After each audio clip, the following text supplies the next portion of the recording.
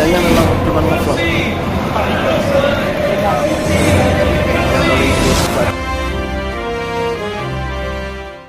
Assalamualaikum warahmatullahi wabarakatuh. Berjumpa kembali dengan Ramli Pratama. Teman-teman sahabatku semuanya, gimana kabar kalian? Mudah-mudahan kalian semuanya baik-baik saja beserta keluarganya di sana. Teman-teman sahabatku semuanya, buat kalian yang baru gabung ke channel ini, yang baru nonton video ini, silahkan di subscribe dulu, di like, di komen guys, dan di share ke teman-teman kalian.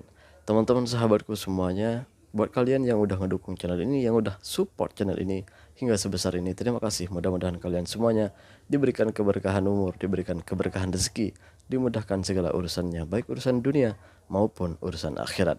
Teman-teman sahabatku semuanya, kemarin itu kita ngebahas, di video sebelumnya kita ngebahas tentang keunikan-keunikan Malaysia, dimana ada seorang teman kita, sahabat kita, saudara kita dari Indonesia melakukan perjalanannya menggunakan sepeda motor atau motorsikal, dan beliau mengongsikan cerita-cerita tentang keberadaannya selama di Malaysia, di Kuala Lumpur khususnya, dan beliau menceritakan tentang gimana keunikan-keunikan di Malaysia, murahnya bensin di Malaysia, murahnya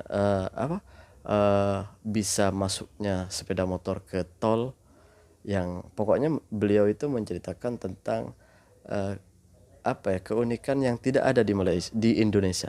Ada di Malaysia tapi tidak ada di Indonesia.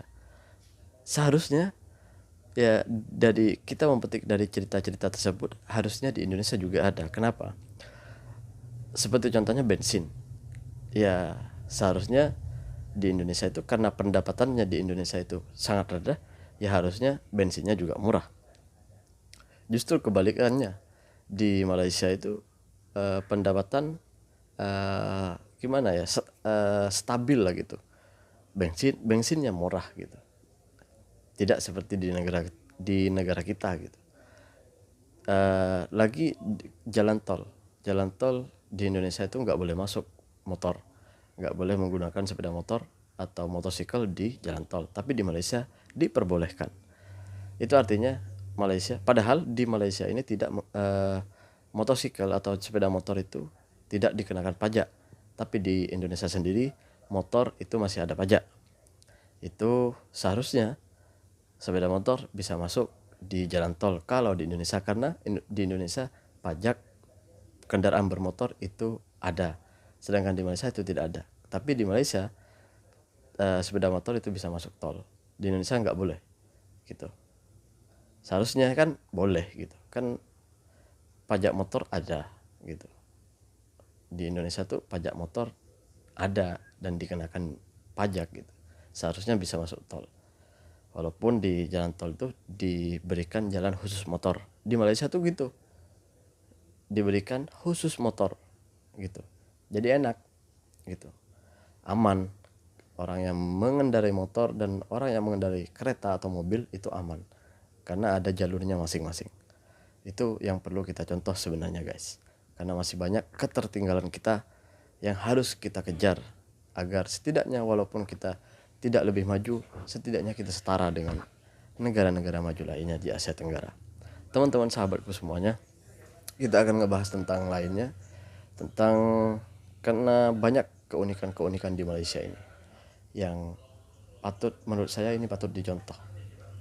Dan saya itu hidup di Malaysia ini banyak mengadopsi contoh-contoh yang baik dari orang-orang Malaysia, dari pemerintahan Malaysia.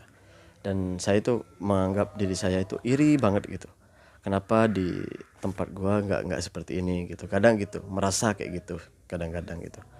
Tapi mudah-mudahan apapun itu, mudah-mudahan Indonesia segera maju, segera setidaknya setara dengan negara-negara maju lainnya seperti Singapura dan Malaysia. Teman-teman sahabatku semuanya, kita berbicara tentang adab atau kebiasaan. Itu sebenarnya adab itu kalau kita bangun dari kecil, maka kelak besarnya atau dewasanya seseorang itu akan terbiasa dengan adab yang baik. Di Malaysia ini ada keunikan yang saya itu sangat kagum dengan keunikan ini. Kenapa? Karena jarang sekali kita temukan di negara kita sendiri. cara orang-orang Melayu itu menghargai seseorang yang telah memberikan, eh, bukan memberikan sesuatu yang besar sih, tapi memberikan sesuatu yang kecil aja mereka menghargai banget gitu.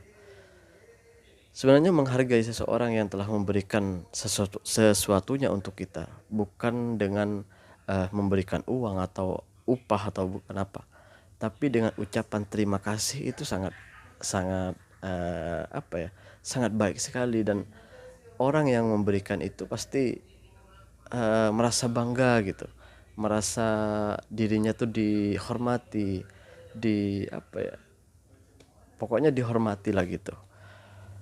Ini kalau di Malaysia itu, jadi anak-anak sekolah itu biasanya diantar bus di sini atau bus gitu, bus lah gitu, diantar bus, antar jemput dari rumahnya ke sekolahnya, dari sekolah ke rumahnya gitu. Biasanya gitu, ada bus sekolah gitu, untuk bus sekolah lah gitu. Jadi setiap turun tuh mereka tuh pasti eh, apa ya, mengucapkan terima kasih kepada supirnya atau kepada pemandunya, pemandu busnya tersebut. Itu yang jarang sekali kita temukan di tempat kita.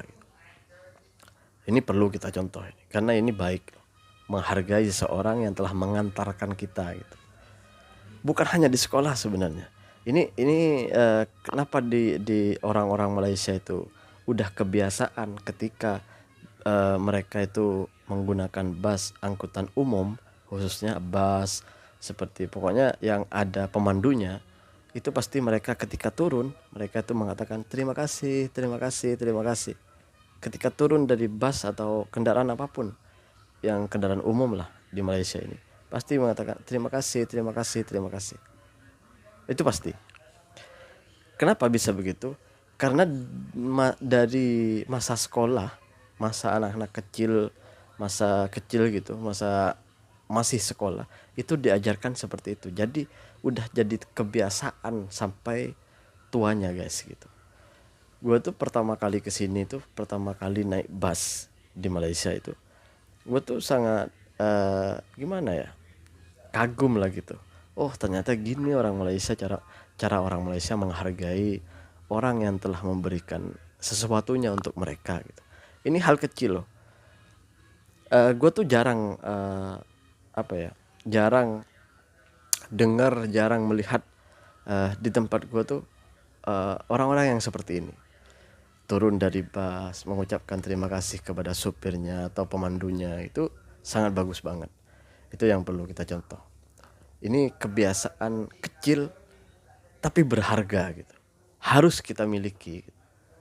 Jadi harus kita sadar diri sendiri lah gitu. Gue tuh banyak belajar dari sini. Ini adalah contoh yang baik. Kasih. Kasih. Sama. Kasih. Kasih. Kasih. Berapa dulu?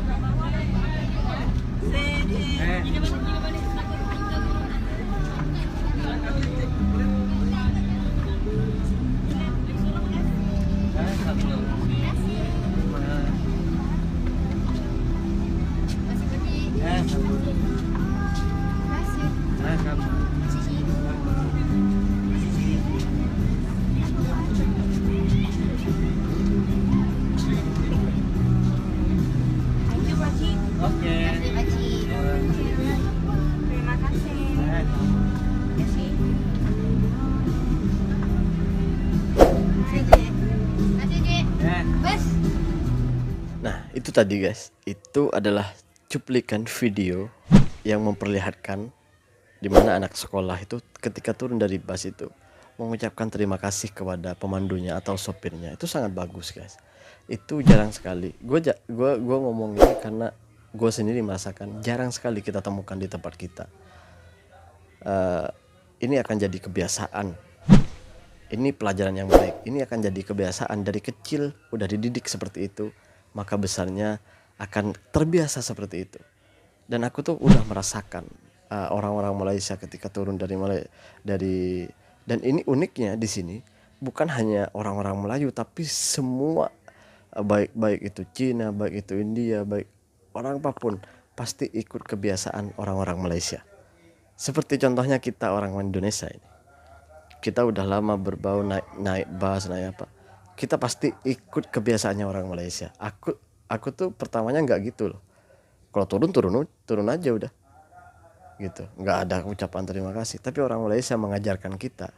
Gue kayak ditampar gitu waktu aku tuh pertama kali naik bus, kayak ditampar dengan perkataan terima kasih tersebut. Kenapa? Karena nggak terbiasa gitu, di tempat kita nggak terbiasa seperti itu. Tapi di Malaysia sudah jadi kebiasaan. Ini unik, ini perlu kita contoh. Teman-teman, sahabatku semuanya, jangan pernah lelah untuk mencontoh kebaikan, karena kebaikan jangan apa ya, jangan dilihat kebaikan itu keluar dari siapa, tapi ketika lu mendengar dan melihat kebaikan, maka contohlah agar menjadi amal yang baik untuk kita. Terima kasih buat teman-teman yang udah nonton. Mudah-mudahan kalian semuanya diberikan keberkahan umur, diberikan keberkahan rezeki, dimudahkan segala urusannya. Assalamualaikum warahmatullahi wabarakatuh. Jangan lupa sholawat guys.